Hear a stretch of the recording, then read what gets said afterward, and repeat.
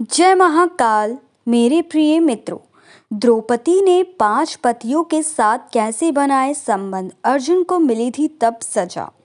द्रौपदी भारत की वह प्रथम महिला है जिसके 5 पति थे। वह 5 पुरुषों के साथ रमण करती थी। लेकिन सबसे बड़ा सवाल यह है कि क्या आज के लोग यह समझते हैं कि द्रौपदी ने विवाह तो सिर्फ अर्जुन से ही किया था, तो क्या उसका रिश्ता सभी के साथ नहीं था? पांडवों को 12 वर्ष का वनवास और 1 वर्ष का अज्ञातवास मिला था। इस दौरान पांचों पांडव एक कुमार के घर में रहा करते थे और भिक्षाटन के माध्यम से अपना जीवन यापन करते थे। ऐसे में भिक्षाटन के दौरान उन्हें द्रौपदी के स्वयंवर की सूचना मिली। तब एक यंत्र में बड़ी सी मछली घूम रही थी। उसकी आंख में तीर मारना था और वह भी तेल पात्र में उसकी परछाई देखकर। यह भी कि एक नहीं, पूरे 5 तीर मारना था। अर्जुन ने यह प्रतियोगिता जीत ली। तब जरासंध, शल्य, शिशुपाल तथा दुर्योधन और दुशासन आदि कौरव भी उपस्थित थे। उस दौरान बहुत विवाद हुआ क्योंकि पांचों पांडव ब्राह्मणवेश धारण कर पहुंचे थे। लेकिन श्री कृष्ण के दखल से आखिर द्रौपदी का विवाह हो गया। पांचों पांडवों से उसका विवाह कैसे हुआ या पांचों पांडवों की वह पत्नी कैसे बन गई, ये बहुत लंबा किस्सा है। कहते हैं कि द्रौपदी अपने पिछले जन्म में बहुत सुंदर युवती थी। स्वरगुण संपन्न होने के कारण उसे योग्य वर नहीं मिल रहा था, इसलिए उसने भगवान शंकर की तपस्या की और तब शंकर जी प्रकट हुए। उस समय द्रौपदी ने हर बारात में 5 वर मांगे, इसलिए उसे शिवजी के वरदान के कारण इस जन्म में 5 पति प्राप्त हुए। जब भगवान शिव ने द्रौपदी को 5 पति प्राप्त होने का वरदान दिया था, तब वह भी यह जानते थे कि उसे अपने 5 पतियों के साथ पत्नी धन निभाने में समस्या होगी। इसलिए उन्होंने द्रौपदी को ये वरदान भी दिया कि वह प्रतिदिन कन्या भाव यानी कौमार्य को प्राप्त कर लेगी। इसलिए द्रौपदी अपने 5 पतियों को कन्या भाव में ही प्राप्त हुई थी। हालांकि कहा जाता है कि संतान को जन्म देने के लिए भगवान श्री कृष्ण ने उसे यह सुझाव दिया कि हर साल वह पांडवों में से किसी एक के साथ ही समय व्यतीत करे। साथ ही जिस समय वह अपने कक्ष में किसी एक पांडव के साथ हो, तो उनके कक्ष में कोई और पांडव प्रवेश ना करे।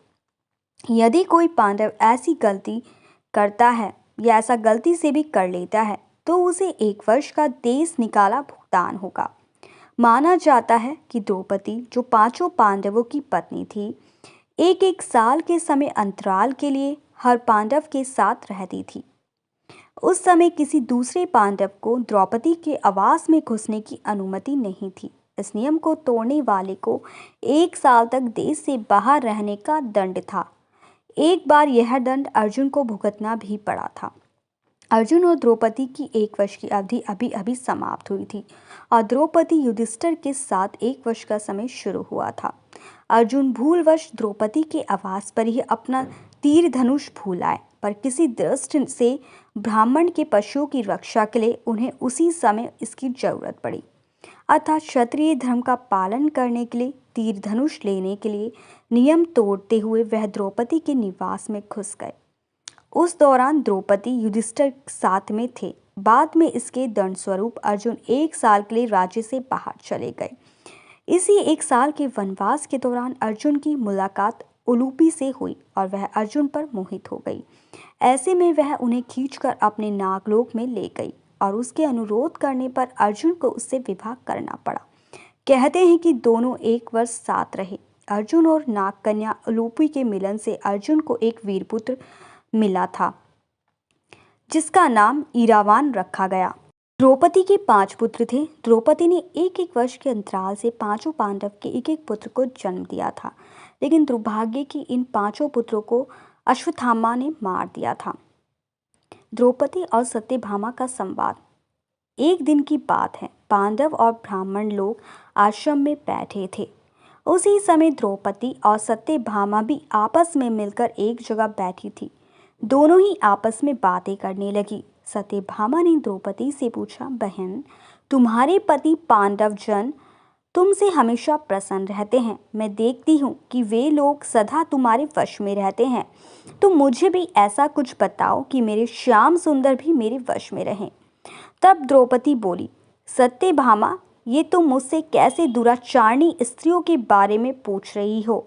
जब पति को ये मालूम हो तो वह अपनी पत्नी के वश में नहीं हो सकता। तब सत्यभामा ने कहा, तो आप बताएं कि आप पांडवों के साथ कैसा आचरण करती हैं? उचित प्रश्न जानकर तब द्रौपदी बोली, सुनो, मैं अहंकार और काम क्रोध को छोड़कर बड़ी ही सावधानी से सब पांडवों की स्त्रियों सहित सेवा करती हूँ।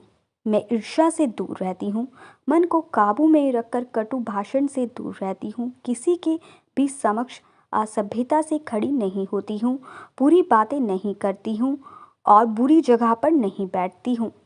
पति के अभिप्राय को पूर्ण संकेत समझकर अनुसरण करती हूँ। देवता, मनुष्य, सजा धजा या रूपवान कैसा ही पुरुष हो, मेरा मन पांडवों के सिवाय कहीं नहीं जाता। उनके स्नान किए बिना मैं स्नान नहीं करती, उनके बैठे बिना स्वयं नहीं बैठती। जब जब मेरे पति घर में आते हैं मैं घर साफ रखती हूँ, समय पर भोजन कराती हूँ, सदा सावधान रहती हूँ, घर में गुप्त रूप से अनाज हमेशा रखती हूँ।